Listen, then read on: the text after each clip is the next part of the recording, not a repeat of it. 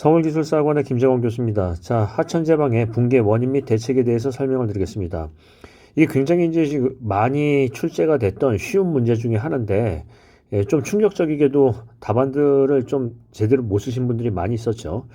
자, 이제 제일 먼저 얘기하고 싶은 것은 유형 준수예요. 유형 준수. 우리가 얘기하자면 기본적인 논술에서 유형이 준수가 안 되면 점수를 맞을 수가 없죠. 자, 그럼 이제 한번 생각해 보겠습니다. 1페이지에 뭐가 있죠?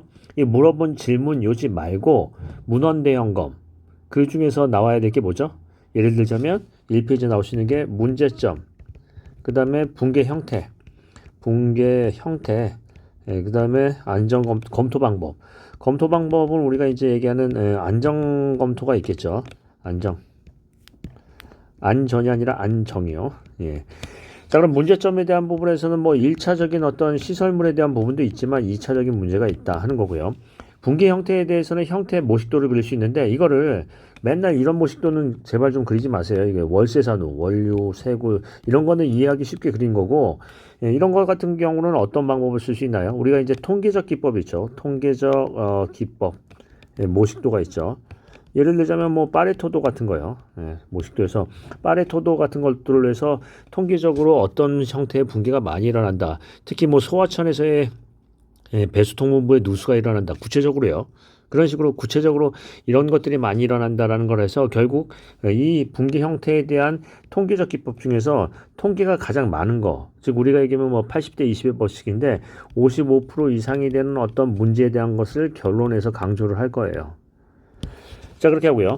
검토 방법에 대해서는 뭐가 있죠? 우리 이제 뭐 그 책에 보시면 활동에 대한 부분, 누수에 대한 부분, 치마에 대한 부분이 있는데, 활동에 대한 부분이나 누수에 대한 부분이나 치마가 있는데, 활동에 대해서는 각각 공식이 있죠. 우리 뭐 이런 거 있죠. FS는 안전이라고 펠리니우스법 보면은 시그마 W 사인 알파, 이제 우리 이제 사인 알파가 있고요. 그 다음에 이건 뭐 여기서 하지 않겠습니다. 시그마 CL 마이너스 시그마 우리가 CL 마이너스 W 플러스 W 코사인 알파 마이너스 UL 탄젠트 파이 뭐 이런 거요.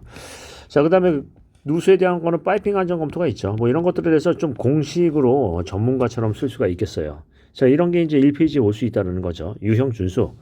자, 그 다음에 2페이지에서는 원인은 어떻게 되죠? 원인은 주요 원인별로 하면은 원류, 세굴, 사면활동, 누수, 그 다음에 치마 뭐 이런 것들이 있는데 이 각각에 대해서 원류, 세굴, 사면활동, 누수 이런 것들을 구체적으로 써준다. 원인을. 그래서 항목과 세부 내용이요. 세부 내용을 기술을 하고요. 그 다음에 이제 대책을 쓰시는데 대책은 뭐 다 쓸 수도 있겠지만 주요 원인별로요. 즉 원인별 대책을 쓰는데 원인별 대책 중에서도 이제 중요 원인을 중심으로 쓰겠죠. 그래서 뭐 누수가 됐던 간에 원유가 됐던 간에 뭐 이런 것들을 쓰는데 중요한 거는 뭐냐면 시방서처럼 쓴다라는 거예요. 시방서처럼 쓴다. 즉 이유와 방법이에요. 이렇게 쓰지 마세요. 차수벽 설치. 이거는 굉장히 이렇게 쓰면은 굉장히 불성실한 거죠. 차수벽을 어디다 설치하나요? 어디까지 설치하나요? 차수벽을 그냥 위에다가 살짝 박으면 되나요? 이런 얘기는 말도 안 되는 거죠. 즉 이유와 방법이에요. 자, 이제 하나 예를 들어 보겠습니다. 우리 본서의 641페이지 이런 데 한번 읽어보세요. 읽어보시면 어떻게 되어 있냐면 예를 들어서 이제 집안 누수에 대한 대책을 이렇게 표현해 놨어요. 제방과 제내지, 제외지에 접하는 부분에서 불투수성 표토층으로 피복한다. 그 위치와 방법이 나와 있죠. 제외지 앞부분에 수제를 설치해서 쇄골 및 퇴적 유도를 한다. 쇄골 방지 및 퇴적을 유도한다. 이 얘기는 무슨 얘기냐면 제외지 앞부분에 설치하여 위치가 나와 있고요. 그래서 그 쇄골 방지와 퇴적을 유도한다. 어떤 방법과 이유가 나와 있죠. 그래서 무슨 얘기냐면 차수벽 설치하면 자, 근입심은 얼마나 하고요. 위치는 어딘가요? 그리고 이유는 뭐 그렇죠? 어떻게 되는 거죠? 이게 이 시방서처럼 쓴다는 건 굉장히 중요해요. 이 내용을 보시면 시방서에는 그냥 차수벽 설치 이런 게 없어요. 그죠? 상류 측에 설치하는지 제내지 측에 설치하는지 제외지 측에 설치하는지 특히 제내지 측에 설치하는 게 더 유리한지 아니면 제내지 측에 설치하는 게 유리한지 구체적인 내용이 있죠. 그래서 그냥 공법을 차수벽 설치, 그라우팅 실시 이거는 말이 안 되는 거죠. 어디에 어떻게 설치하느냐. 어디에 우리가 이게 뭐 어느 곳에 어떻게 설치하느냐 이런 게 중요한 거죠. 그래서 어떻게 한다? 대책이 시방서처럼 써지는 게 핵심이에요. 이거 안 되면 안 되죠. 그 다음에 이제 3페이지에 가시면 논리적 결론이 나와야 돼요. 논리적 결론.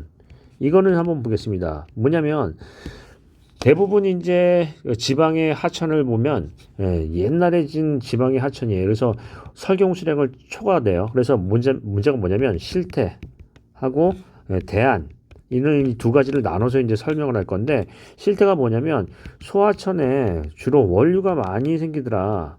그래서 뭐냐면 원류가 생겨도 붕괴되지 않는 제방 이게 필요하다. 즉 뭐 원류 대응량 제방인데 이 방법이 예를 들면은 두 가지 방법이 있는데 위에 어떤 콘크리트 피복을 하는 방법도 있고 지오폴리머를 하는 방법도 있다. 뭐 이런 부분에 대해서 제한을 할 수가 있겠죠. 즉 실태는 소하천의 원료고요. 대응은 원유 대응량 제방이에요. 이해되세요? 예를 들자면 이런 부분을 한번 해보겠습니다. 보통 이제 우리가 어떤 배수 통분부에 차수벽을 많이 설치하고 해서 어떤 파이핑에 대한 대책을 세우는데 이게 문제가 뭐냐면 이 차수벽이 제방이 침하가 되고 손상이 되면 누수가 돼서 파이핑을 더 촉발을 시킨다는 거예요. 즉 차수벽의 가장 큰 문제점은 뭐냐면 누수 위치에서 쇄골이 더 급속화 발달된다는 얘기죠. 그래서 어떤 부분에 차수벽으로 바꿔야 된다? 가변형 차수벽으로 바꿔야 된다는 거예요. 차수벽으로. 즉 이 논리는 뭐냐면 가장 중요한 거는 배수통분부의 누수 문제인데 기존의 차수벽으로는 곤란하다. 그러니까 실효적인 대책은 가변형 차수벽이다. 이런 논리가 나오는 거죠. 그래서 3페이지에서는 이런 부분을 생각해 봅니다. 실태. 즉 문제점이나 이런 것들을 발췌하고 대안, 실효적인 대안을 제시하는 거죠. 이게 굉장히 중요해요. 3페이지에는. 근데 제가 이제 여러분께 드리고 싶은 얘기는 이런 정도의 이제 답안을 쓰시려면 논문이나 어떤 신문의 논평을 한번 보세요. 보면은 그분들이 전부 다 어떤 교수님들이 어떤 실태를 제시하고요. 거기에 효율적인 대안을 제시하고 있거든요. 이거 많이 하세요. 근데 기술사를 준비한다는 사람이 이런 것들도 안 보고 그냥 책만 보고 답안을 쓰신다면 그게 기사지 기술사인가요? 좀 싫은 소리를 하자면. 그래서 제가 드리고 싶은 얘기는 뭐예요? 이런 부분에 대해서 이슈나 이런 것들을 한번 보시고 논리적인 답안을 한번 생각해 보십니다. 이게 굉장히 큰 문제죠. 논리적으로 결론을 제시한다. 그러면 이제 여기 답안을 한번 볼까요? 모범 답안을 보시면 제가 이제 여기다 앞에다가 위에다가 작성 시간을 써주십사 하고 있어요. 5분에 걸렸다, 27분에 걸렸다. 본인들이 이런 것들을 계속 관리하면서 쓰라는 얘기인데 이분은 안 쓰셨어요. 그러니까 많이 걸린 거예요. 그리고 이런 거 하지 마세요. 실제로 30분 걸렸는데 25분 걸렸다, 24분 45초 걸렸다. 이런 거 안 통해요. 제대로 이 분량을 보면 알죠. 자, 너무 많으세요. 자, 일단 한번 내용을 보니까 빈도가 나오고 문제점 좋아요. 유형 썼으니까 맞고요. 두 번째 페이지에서 보면 발생 형태 이런 것 좀 제발 빼고요. 뭘 한다? 다른 모식도. 자, 일단 형태 쓰고요. 원인인데 제일 중요한 건 뭐라고 했죠? 대책이에요. 대책을 보면 어떻게 돼 있죠? 예, 제방경사 완화. 이게 이제 뜬금없이 어떤 이유나 또는 방법 이런 게 구체적으로 제시가 안 됐죠. 예를 들자면 한번 보겠습니다. 제방 계획, 계획 제방고 또는 여유고를 확보한다. 어떻게 해요? 얼마나 올리면 되나요? 즉, 이런 것도 생각해 보면 제방고나 여유고에 대한 기준이 예를 들자면 구체적인 기준이 소규모 제방에 대한 부분에서는 예를 들자면 예전의 기준에 대해서 여유고가 적용이 돼 있는데 그것을 최근에 어떤 설계 홍수량에 맞는 여유고로 해야 된다. 이렇게 구체적으로 써야지 여유고를 확보한다. 이렇게 불성실한 답안이 어디 있나요? 자, 그 다음에요. 원유 대응 시설을 설치한다. 어디다 어떻게 해요? 어디다가 어떤 방법을 하는 거죠?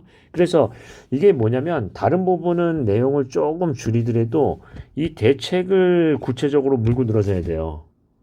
시방서처럼. 그 다음에 마지막 하나 보겠습니다. 자, 논리적인 결론.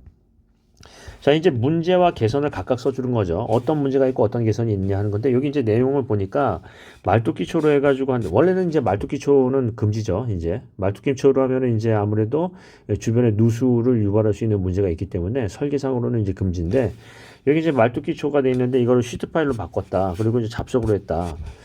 지금 이게 아니라 예를 들자면 시트 파일 같은 거나 차수벽을 설치하면 이게 오히려 파이핑을 더 유발시킨다고 얘기했죠. 왜냐하면 누스위치에 유선이 집중되기 때문에. 따라서 뭐가 중요하다?